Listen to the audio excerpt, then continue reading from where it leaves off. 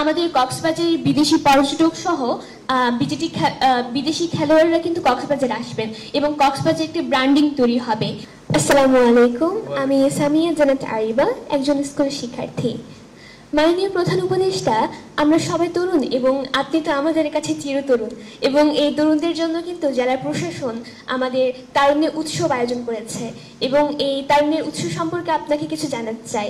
এই তারুণ্যের উৎসবে 8টি থিম ছিল এবং 8টি থিমের মধ্যে 206টি ইভেন্ট আয়োজন হয়েছিল এবং এই 206টি ইভেন্টের মাঝে 2,98,610 জন দর্শক সরাসরি অংশগ্রহণ করেছিল এবং এই 206টি ইভেন্টে যে 8টি থিম ছিল তার মূল থিম কিন্তু ক্রীড়া সম্পর্কিত ছিল এবং ক্রীড়ার মধ্যে শুধু ক্রিকেট ফুটবল নয়, বরং কাবাডি, সাঁতার, ম্যারাথন ইত্যাদি খেলাধুলা কিন্তু সেখানে আয়োজিত হয়েছিল।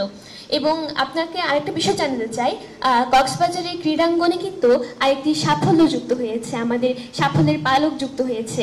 তা হলো আমাদের কক্সবাজারের যে প্রত্যন্ত দ্বীপ কুতুবদিয়া দ্বীপ, সেই কুতুবদিয়া দ্বীপের কৈয়ারবিল সরকারি প্রাথমিক বিদ্যালয়ের বালকরা গোল্ড কাপ ফুটবল টুর্নামেন্টে চ্যাম্পিয়ন হয়েছে এবং কক্সবাজারের জন্য কিন্তু খুবই গর্বের একটি বিষয়। এবং আপনাকে আরেকটা বিষয় জানাতে চাই, কক্সবাজারের কিন্তু অপার সৌন্দর্যের লীলাভূমি এবং বিদেশি পর্যটক এবং আরও পর্যটক যারা আছে তারা কক্সবাজারের সৌন্দর্য উপভোগ করতে আসেন।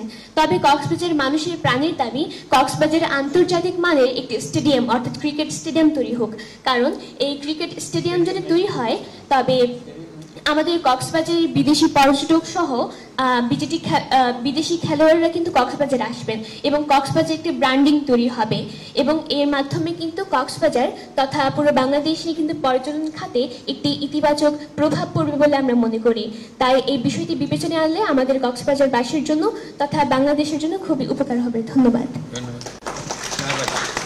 না, ভালো তোমরা এই কাজগুলো করার জন্য। আমাদের কাছে অনেকের অনুরোধ আসছে যে এই তারুণ্যের উৎসবটা চালু রাখাটা, বন্ধ না করা, যাতে আরও নানা রকমের খেলাধুলা, আরও নানা রকমের প্রতিযোগিতা ইত্যাদি হতে পারে। গল্প শিক্ষা প্রতিযোগিতা, খেলাধুলার প্রতিযোগিতা ছাড়াও গল্প লেখার প্রতিযোগিতা, গল্প বলার প্রতিযোগিতা, তারুণ্য যা যা পছন্দ করে, ডিজাইন প্রতিযোগিতা, ক্রিয়েটিভ আর্টস প্রতিযোগিতা ইত্যাদি, এগুলো করার জন্য। তো তোমরা মনে করলে আমরা সেটা চালু রাখবো, যাতে করে বাকি বছরের বাকি মাসগুলো যেগুলো আছে তার জন্য আমরা একটা প্রকল্প নিয়ে আসতে পারি।